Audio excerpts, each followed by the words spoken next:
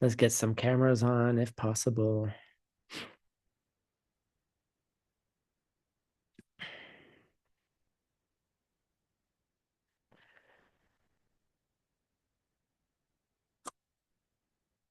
So this is one of my favorite kinds of classes to teach, of course. Um, you know, we're for those of you who are new, we're working through very relaxed through the Lam Rim, and we're working through Pavanka Rinpoche's presentation of all the steps in the path. And this was a course that was given over 14 years, starting in 2010. And, and Geshe Michael taught this to us 4 times a year. And now we're kind of now passing on, yes, staircase house. That's right. Yay, staircase house, because we're the best house, of course. Then you can go to another class. So the idea of this translation is multifold. One is, I think that if for the Lam Rim, like people think that they've studied Lam Rim and then they're like moving on, like that's the end.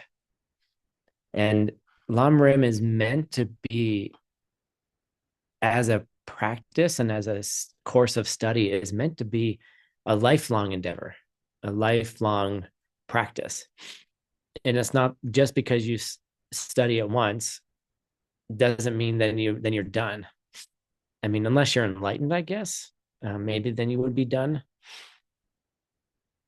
But each of the steps on the path, and sometimes it gets translated as steps to the path, which is a very subtle yet different meaning of it. Oh, I just finally understood it. Oh, I love teaching. Let me tell you something. This is why you should be a teacher, because you have questions that you don't know how to answer.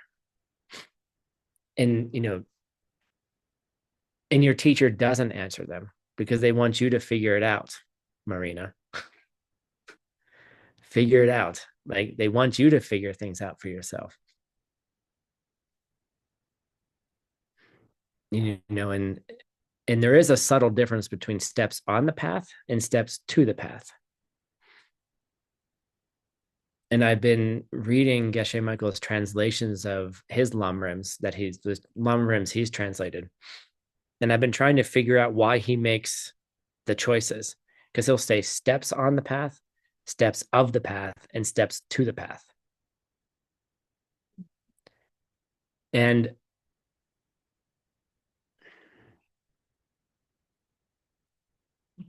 I'm like, well, maybe there's something different in the Tibetan. So I look at the differences in the Tibetan, and it's not consistent. It is a little bit, but at times it's not consistent. And so I've been trying to figure out, like, what is the difference? And I just had an insight, and I'm not going to tell you because I want you to struggle too. Because I think there's a value to getting the information and then piecing it together. Like, and this is a Kadampa way of looking at teachings. Like, why did the teacher say that? Why is the teacher doing that? Why does the teacher apparently contradicting themselves, but they're not contradicting themselves? Don't point out to the teacher they're contradicting themselves. They're just going to roll their eyes and they're going to ignore you because they're not contradicting themselves.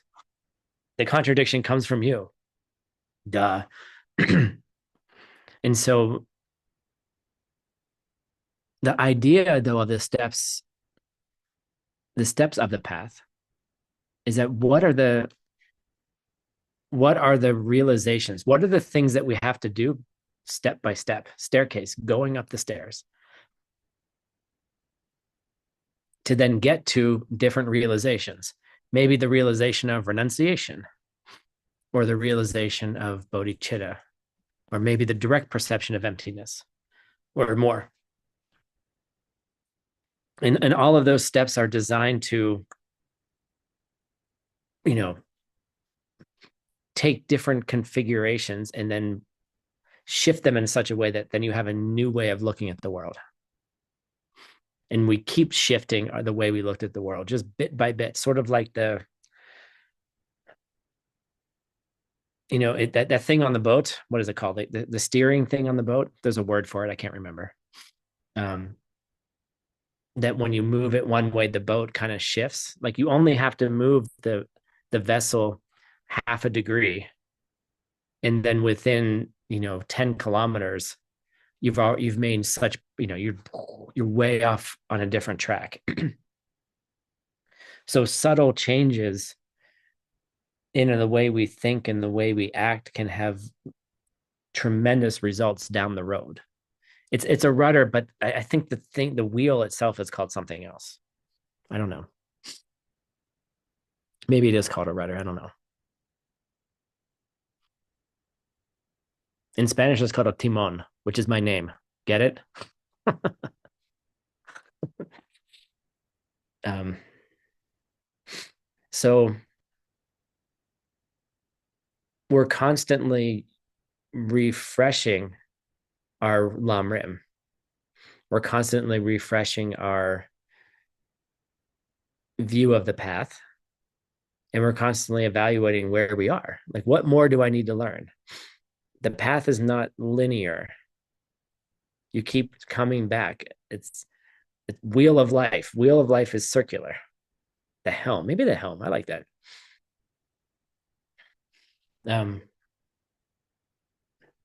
And each time you circle back, there's a deeper, broader understanding. Like the way that you look at certain elements of the lam rim mature as you mature as a practitioner. So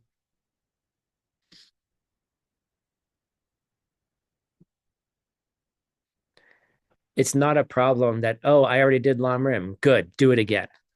That's what I say.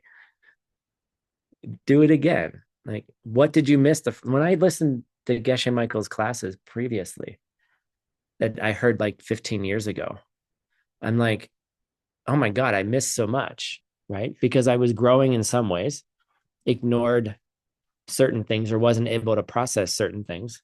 And now I go back again and I'm like, oh, that's what that meant. Oh, that's what that meant. Oh, now I can make that change. Right.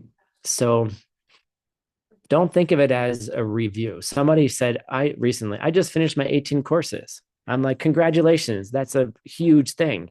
What should I do? Do them again.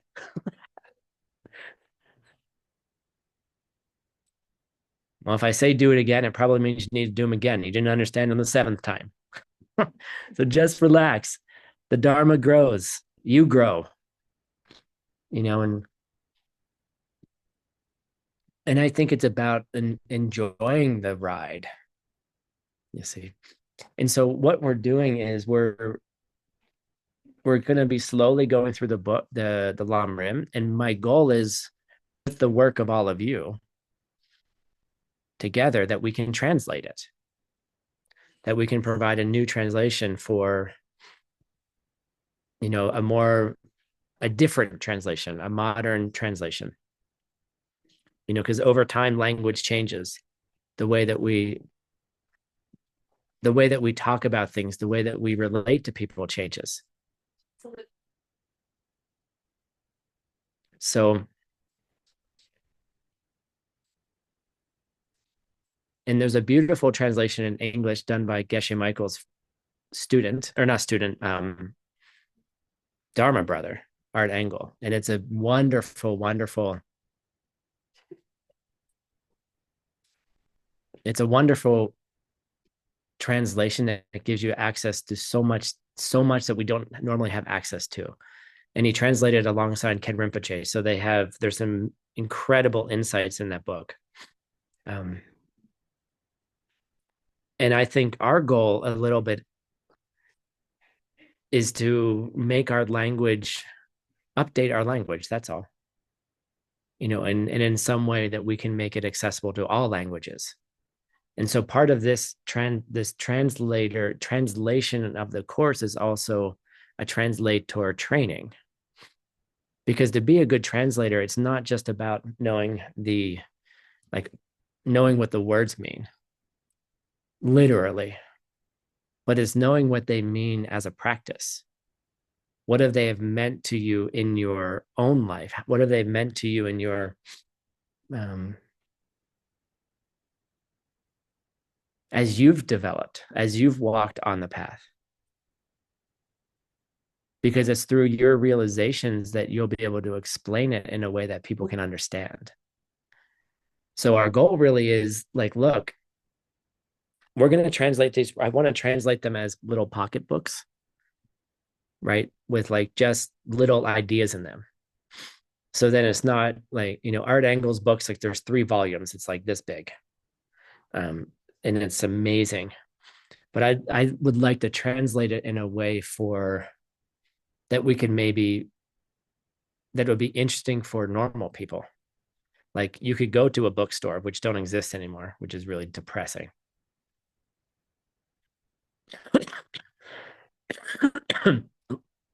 Louder, we have them here at Diamond Mountain. Maybe you should come sometime. We'll get you here. Or maybe I'll bring them to you when I come to Spain this summer.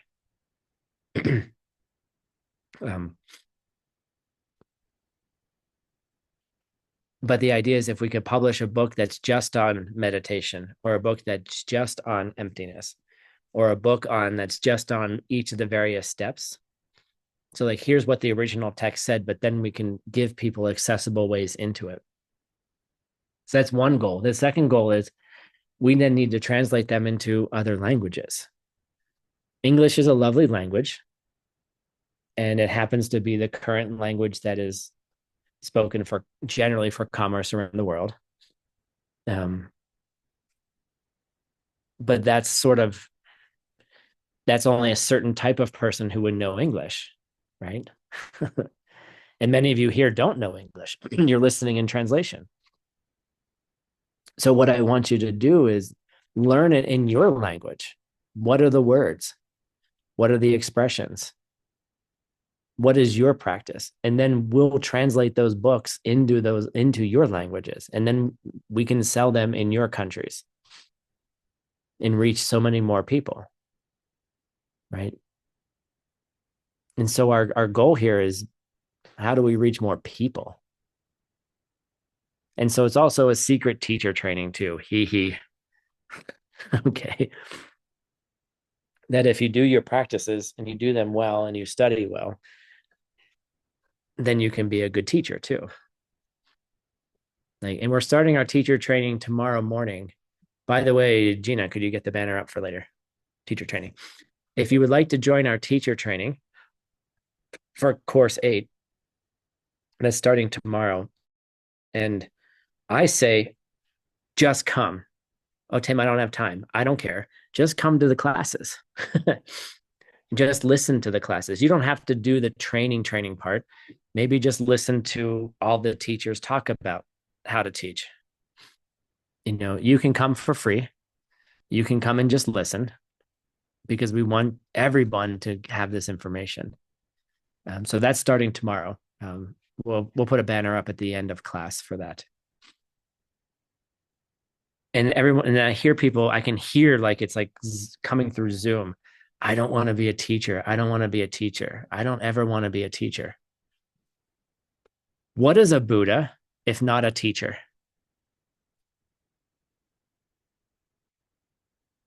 Okay. Oh, Tim, I could never be a Buddha. Stop thinking that way.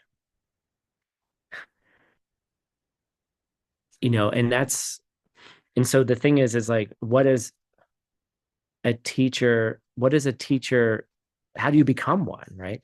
Do you have to be someone who sits on Zoom and has 93 people on the call, and you organize your classes, and you make a preparation and blah blah blah blah, and you have marketing and you have a team of whatever? Like, that's one way of doing it.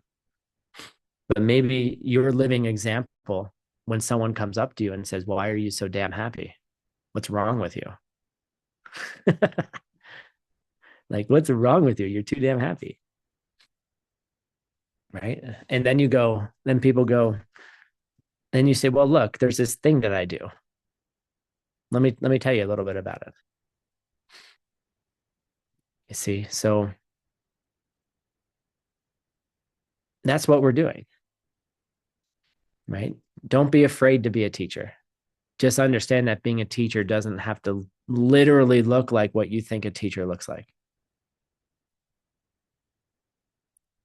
Teacher can look so many different ways. And come to our teacher training. Learn how to talk with people. Learn how to communicate ideas. Learn how to communicate clearly. Sana's like, I can't do this. Like, learn how to be set up a logical flow, intro, body, close. Learn how to tell a story. This teacher training is all about narrative. It's all about how we use stories as a teaching tool. Oh, Tim, but nobody listens to me when I talk. Right, because you don't know how to tell a story. That's interesting. Oh, my partner doesn't listen to me anymore. Well, let's teach you how to tell more engaging stories so they will want to listen to you. Sorry, that's a bad joke. But yeah, a Buddha is a teacher. The Buddha is anything but. What is a Buddha if they're not a teacher? Right. And so that's what we're doing. We're putting all of these pieces together and relax. It's just relaxing. I mean, it could be difficult. It could be, you can make it difficult, and that's your own seeds. Or you can enjoy it. And you could just get used to falling over onto your face and giving a presentation and it failing. Great. That means you learned something. And that's why we do our teacher training, so that you can make those, you can make the glorious mistakes in a controlled environment, where it's okay to make mistakes. Actually, it's okay to make mistakes all the time. Don't worry. I make plenty of mistakes in my public professional career when I'm supposed to not make mistakes. And I just laugh at myself and then just move on. But then you learn from your mistakes. All right. So where are we in the Lam Rim? We decided we were going to start. Tim decided we were going to start with meditation. Maybe you decided your seeds created it. And we learned for a year almost everything we need to know about how to meditate. Why?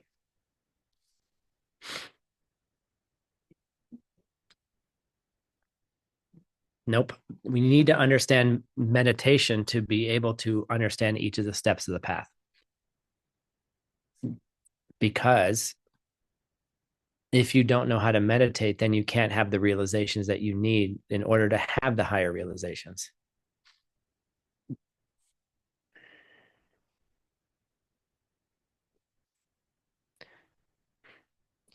Listen to Gina. If you feel the need to argue, just listen to Gina. So,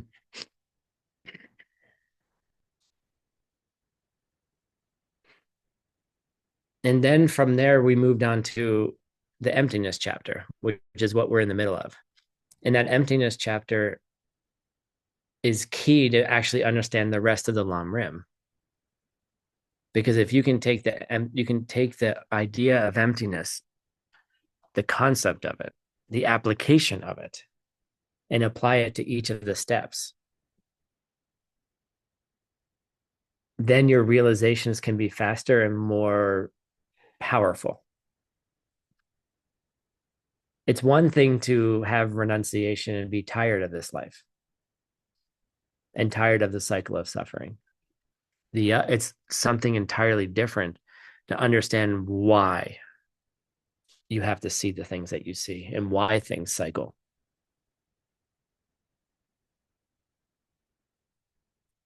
And so then you can come to renunciation a lot faster. And then you can blow through it a lot faster. And it can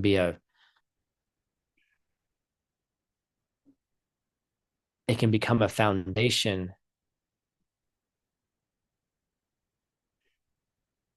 What's the difference between building a skyscraper in New York and building a skyscraper in Shenzhen, China?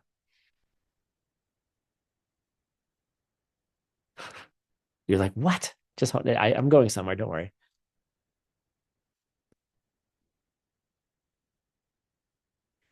In the time that it takes to build the skyscraper in Shenzhen, they're still arguing over permits in New York.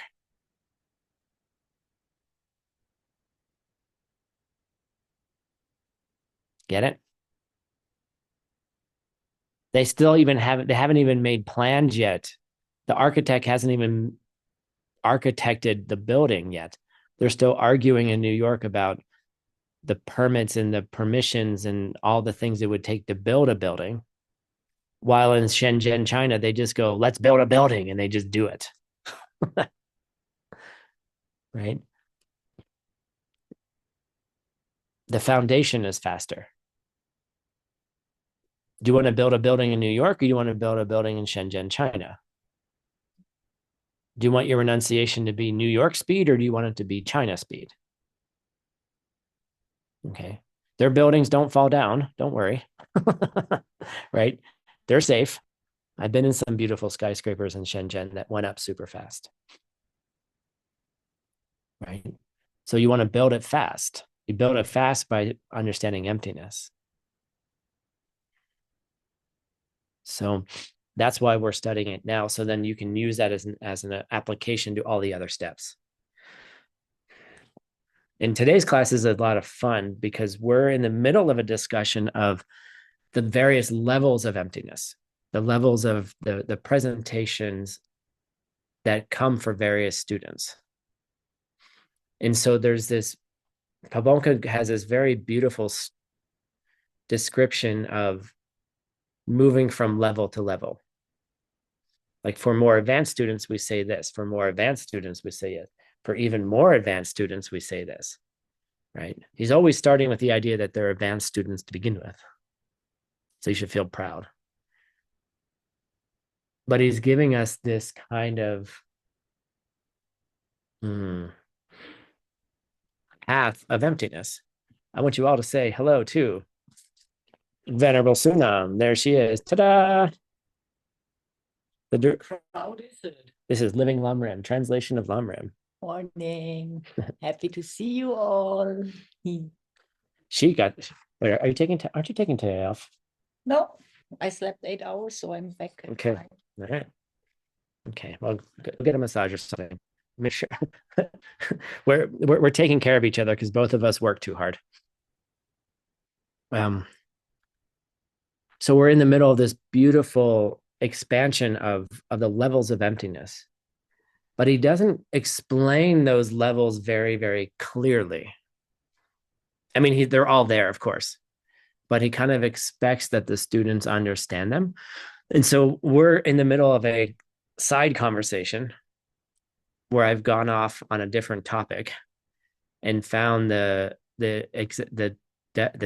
short definitions of all the levels of emptiness.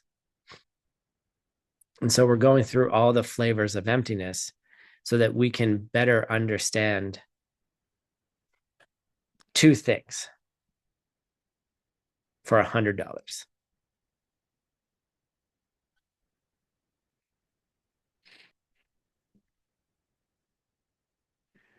What do the 6 flavors of emptiness help us understand? And I want both.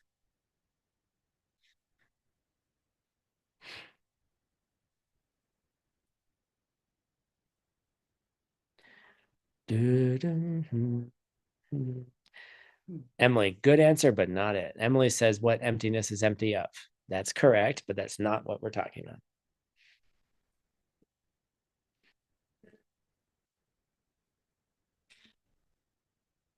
Okay, cancel the bet. The first thing it helps us understand, yes, it helps us understand the subtle difference between the schools.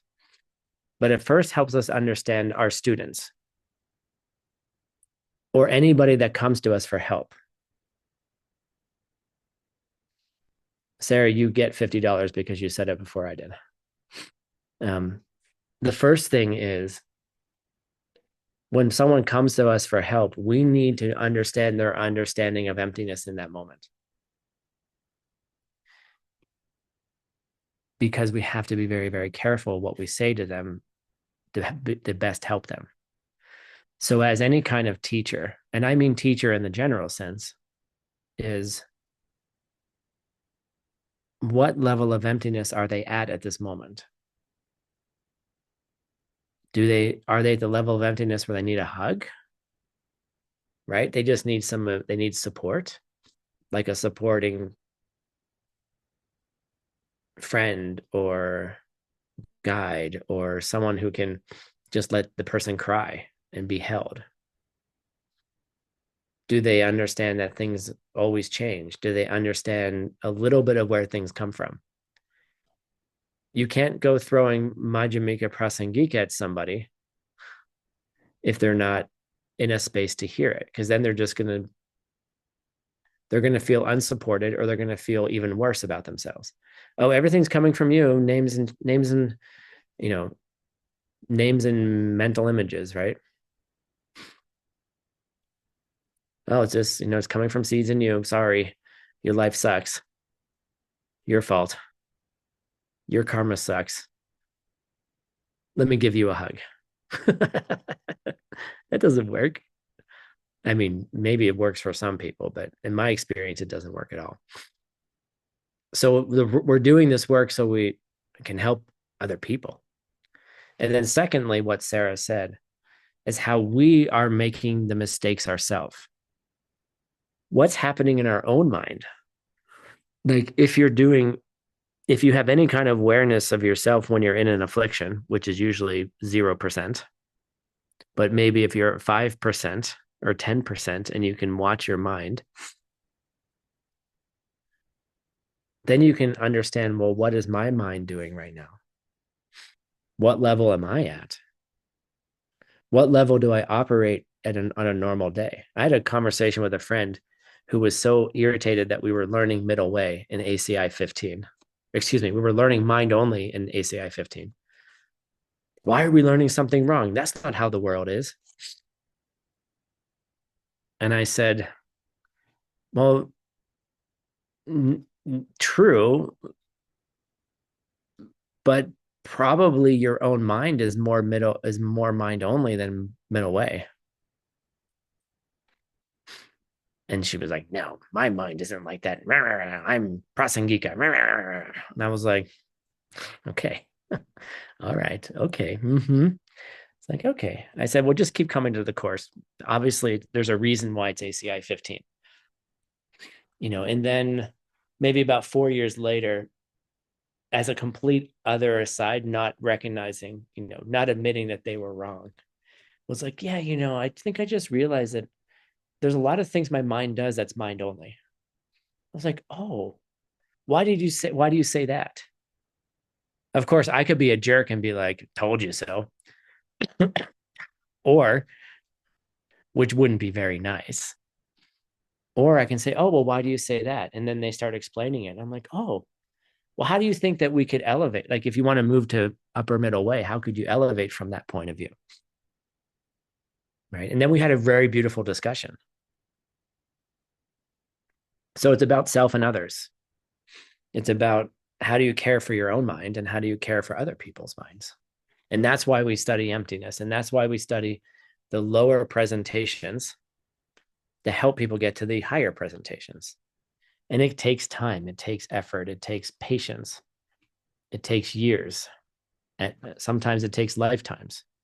But if you're here listening to this class and you've been at this for some time, it's because you have the seeds for it, and you should be celebrating yourself right now. So let's jump in.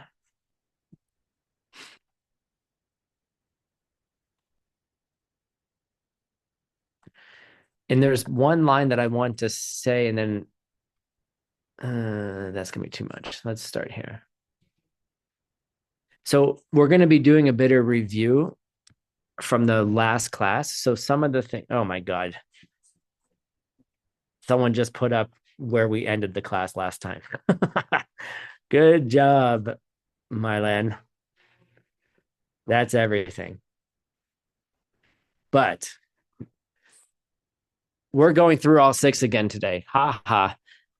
And I want to explain all of them to you. Right. And we're going to do it again slowly because it's as the Lam Rim is Lam Rim. It's nice to review it and understand where we are and why. So we're going to be going through all 6 of those things again, but I want to review just a little bit prior to that. And Pamonka Rinpoche says something really sweet, and he says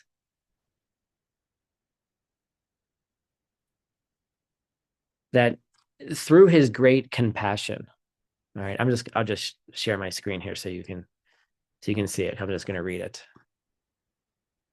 This one, I think. Hold on.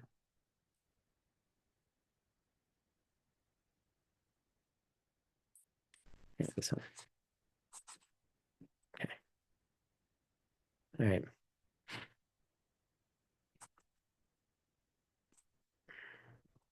Tumpa took Jay Chengi. Okay.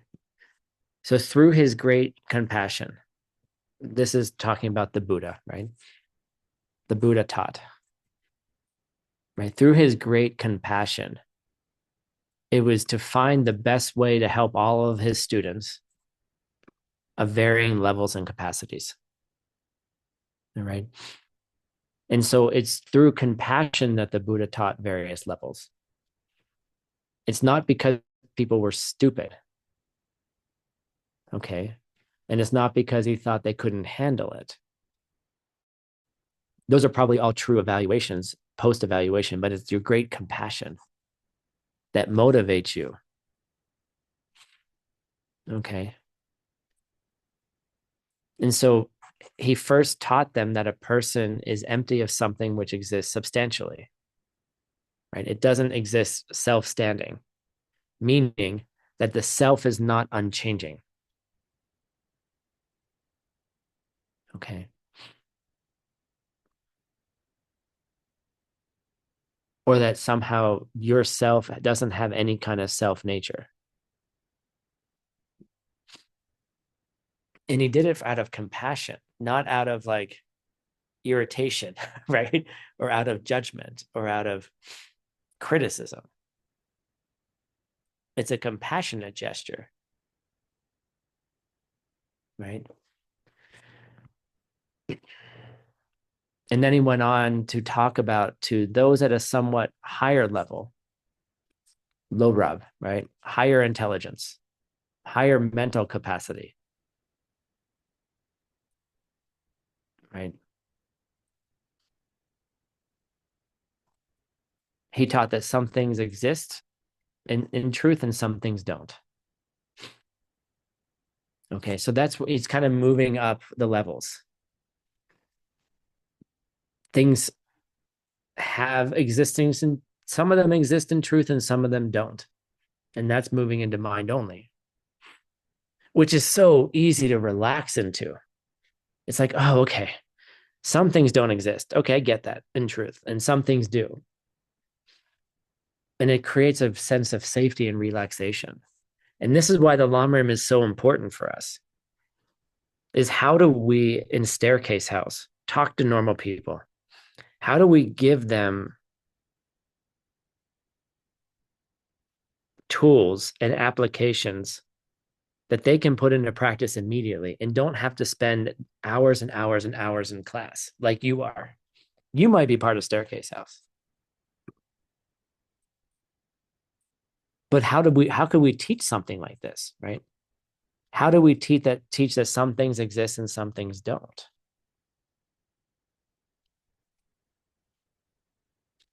By the way, I love that someone is who's in Samadhi House is in the Staircase House class, Anna. That's okay. We want everyone to join. And if you want a background so you can feel proud about your house, Gina will put them in the chat right now. So you can tell us what house you are without telling us what house you are.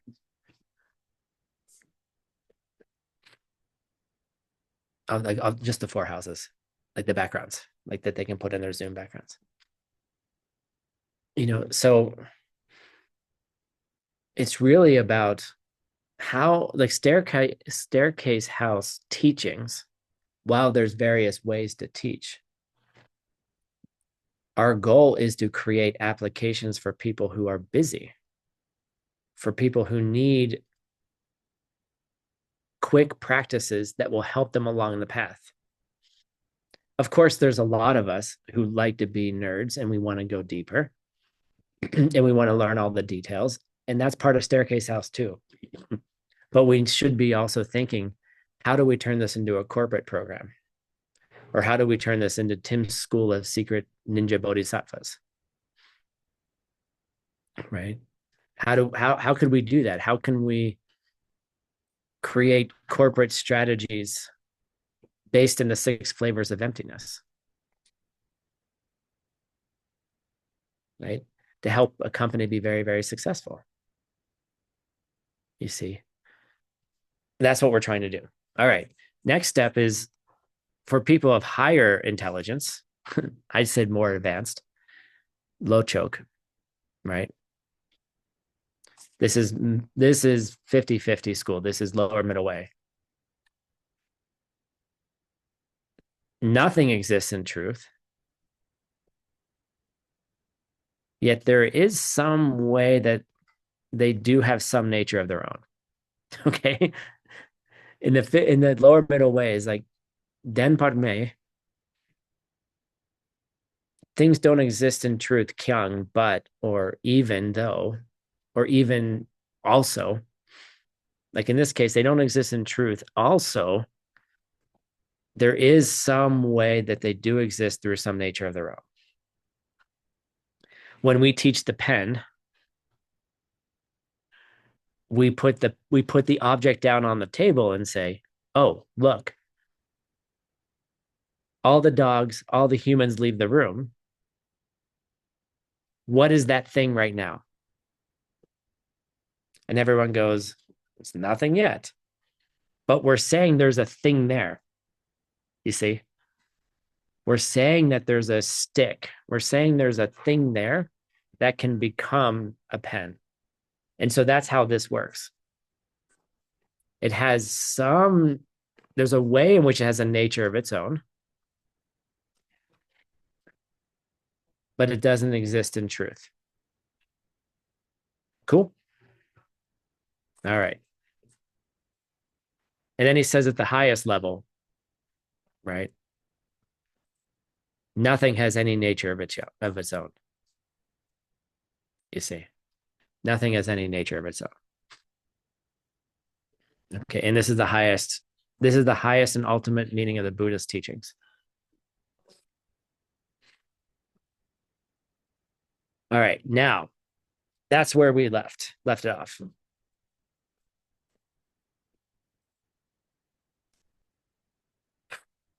So now we're going to go into the 6 flavors of emptiness. We're going to go through each of those 6 flavors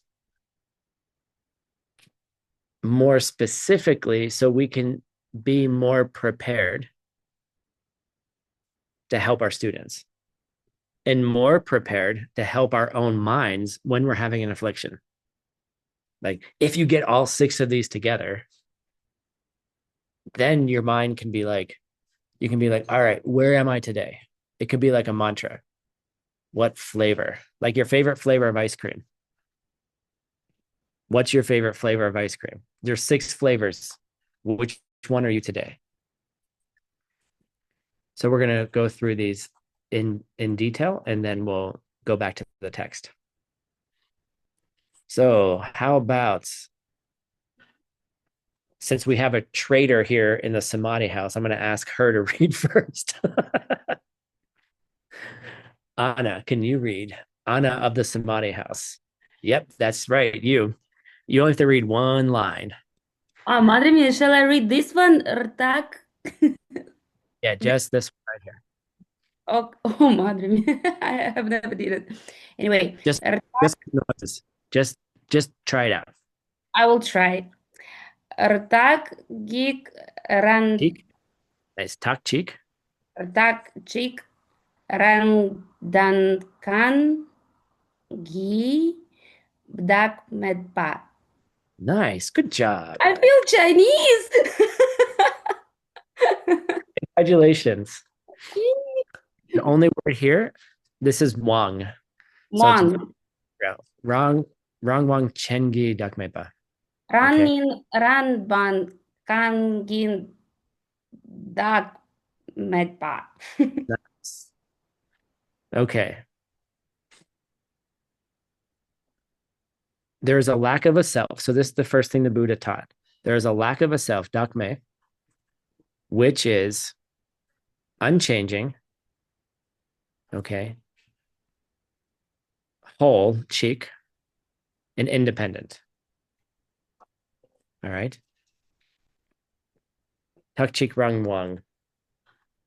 Right. So those three things, they're unchanging, whole, and independent.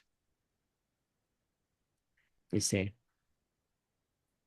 So what this means is that things are empty of being unchanging. All things, yourself, pens, glasses, annoying people, war, death, birth, all of those things. They're all empty of being unchanging. All right. Meaning, what you can say at this moment is you can say, ah, oh, everything changes. This too will pass, including your life. This pain will pass. Eventually, the pain will end. Eventually, this will change. And that's usually just enough. Sometimes you're not even ready to hear that, going through a tremendous amount of grief. Something terrible happens. Like, it's hard to even tell someone that, that this too will pass. So it's kind of level 0. All right. Number 2, let's see here. How about, Francisco, could you do number 2? Thank you, Tim. Sung Tan, Sung Ching Di, Sam Da Shang Di, Tong Ba. Nope. That's nice, but let's do number 2.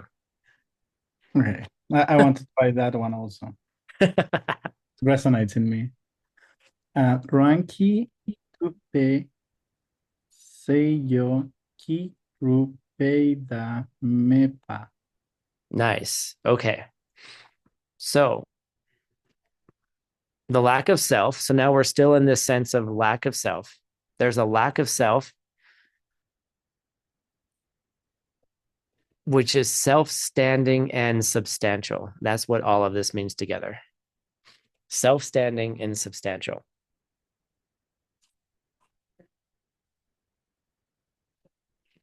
And what this means is that the easiest way to explain this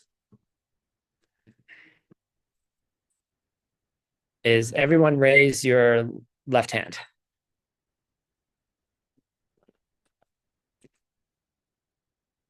Okay. Did you think that you had control of raising your left hand? Yes. Tim said, raise your left hand.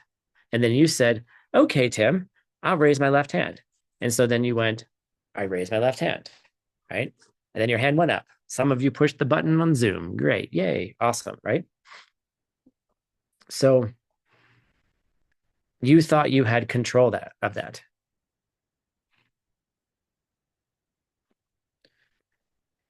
You thought that you had control of your left hand. Do you have control of your left hand?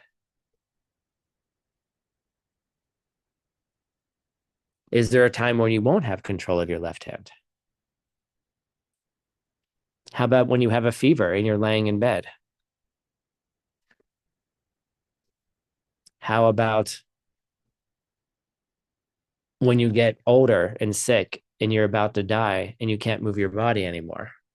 You could think, hey, left hand, move, but it won't move. 2 days ago, I had this weird thing happening where like my hand was just shaking and I had no control of it.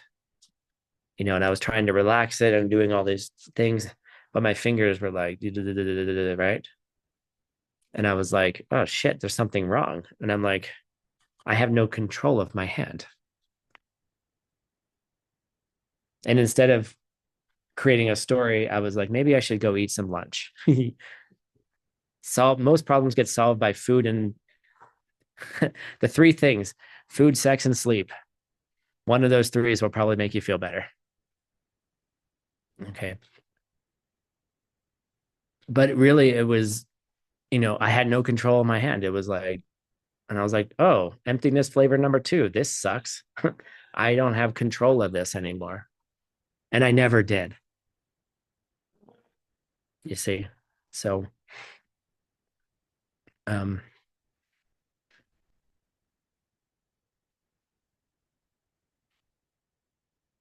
that's what that means. You think you have control, but you don't. You're not in control. And there's something comforting about that. And you got to figure out what it is. All right. Mm-hmm. And Francisco, why don't you do number 3 since you were so excited about it? Suk dang suk zing ti sa ma And Sema. sema sema sa sesen Okay. Say. sesengi tongba. Okay. First thing as a translator to notice is flavors 1 and 2 use the word selfless, dakmepa. They don't use the word emptiness. Flavor 3 starts using the word emptiness. Ki tongwa is translated as it's empty of. Okay. Seishen, other substances. Basically, this means the form and the form that's held to, which means the object and the one who holds the object, which is the subject. So things in this version are empty of the thing that's perceived, and the perceiver are empty of being separate things, empty of being separate substances. And usually we use this picture here of the tree, right? The left side of the tree is the perceiver. The right side of the tree is the perceived. The thing that I'm looking at and the looker. Me and the angry husband in the kitchen. Okay. Me and breakfast, which is coming in 10 minutes, right? But they're not the same. They're not separate substances. You see that the tree has the same trunk. You perceive it as 2 separate things. You perceive yourself, you perceive the object as 2 separate things, but they have the same foundation. They come from the same seed. The seed opens up into you and the thing you see. So now you can see how this is incredibly profound difference. That one seed creates you and the same seed creates the thing you see. The one seed creates you with the anger, and then it's also creating the thing you're angry at.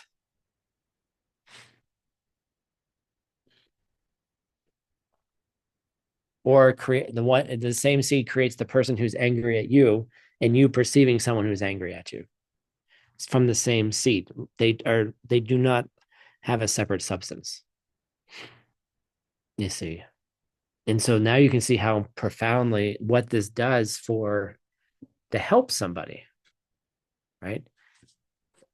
Emptiness flavor number one. The self is not unchanging. It's empty. It's self. The self lacks anything that's unchanging, right? The self is lacking anything substantial, meaning you have no control of it. Now we're talking about things are empty of coming from a separate seed.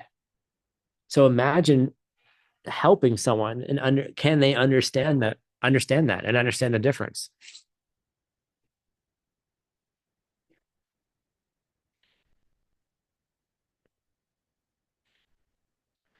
And then secondly, when you're thinking about yourself, what are you holding on to, and what will help you the most? All right, number 4.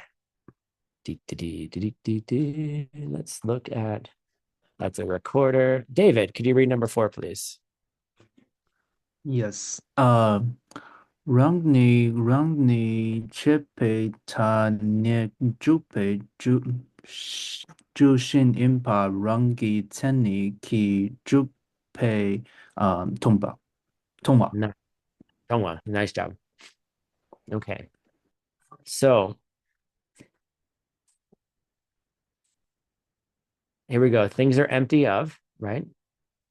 Or they're empty of existing, devoid of existing by definition. All right. Sendi means definition. So things are void of existing by definition. But what does that mean? What does all of this mean? Okay. The fact that any particular thing is called something. So the fact that any particular thing is called what it is devoid of existing by definition. That's a long way of saying things are empty of being called what they're called automatically.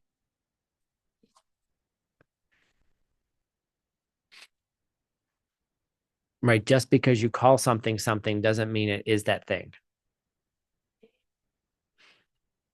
Is that an angry boss? Are they automatically an angry boss? What do you think? Are they automatically a criticizing partner? Or on the positive side, are they automatically a supportive partner?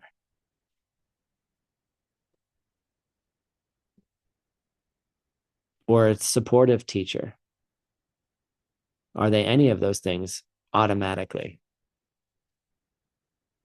And the answer is no, they're not. Because it's something that's coming from you. So now you can see, here's another thing that you can say to people or say to yourself. I was like, is this angry boss an angry boss automatically? Is this anger that I'm experiencing automatic? Does it have to be that way? And you can make these things your mantras. Like that helps you tremendously. A pen is not a pen called a pen automatically.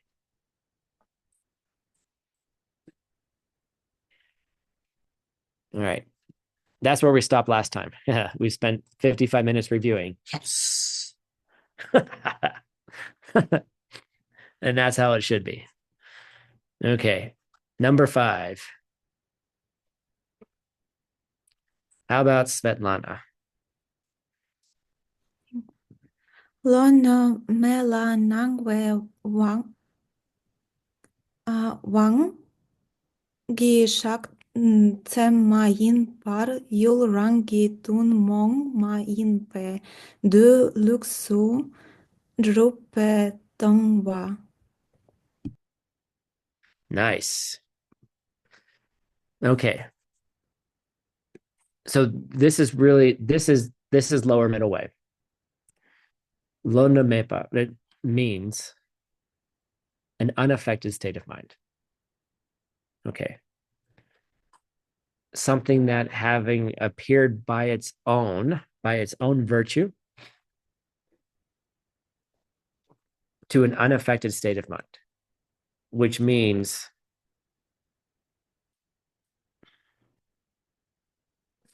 mainly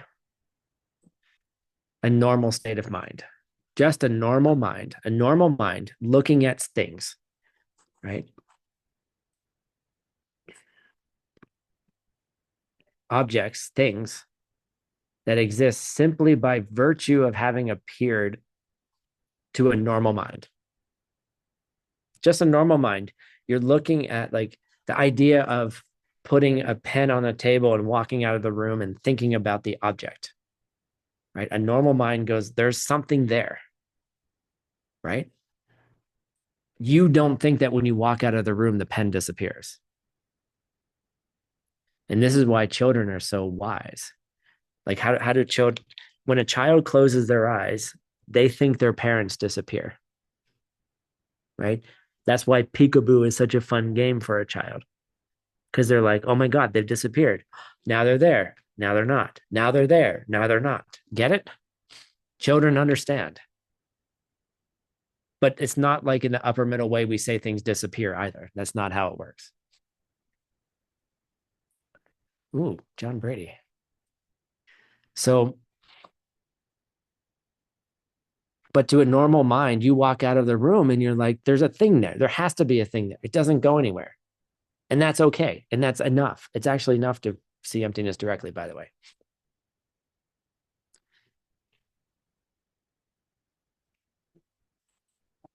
Hey. Yes. 2 more minutes.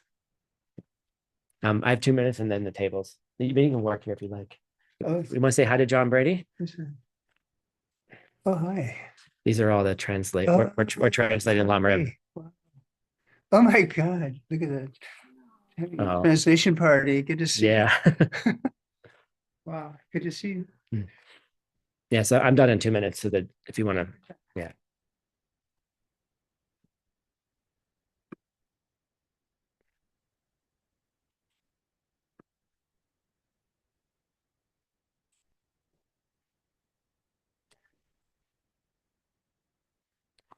So the lower middle way is then saying that there is a way that things are devoid of existing, okay,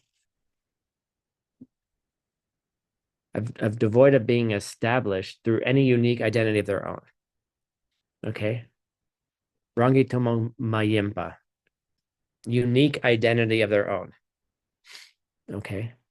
Tomo mayimpa means unique or uncommon, and this word is a very special word in the Diamond Way. But objects exist. Things are devoid of existing through any unique identity of their own. Okay. Versus having appeared to a unaffected state of mind. So what this is, they don't exist from their own side. They can only exist if a normal mind is seeing them. Okay. That's what that means. I'm sorry, I was highlighting the wrong page. Okay. Tongwa is the Diamond Way word. So things have an emptiness from they can't exist, they do not exist from their own side. They're empty of that. But they only exist if a normal state of mind is also seeing them. And this is where we get the 50-50 thing. The object is contributing something to what's being perceived. The stick is there, your seed opens up and it creates a pen. The stick is there, the dog seed opens up and sees a chew toy. Right? And that's how you can really help students at that level. And that's why we tell the pen story over and over again. All right, quickly, we're going to do number 6 and then we'll have all of them. I just want to finish this up just in case we die beforehand. Ludmila, can you read, please? Thank you. Ming da chak sam mayen par yolrang gito loki go netro pe kwa.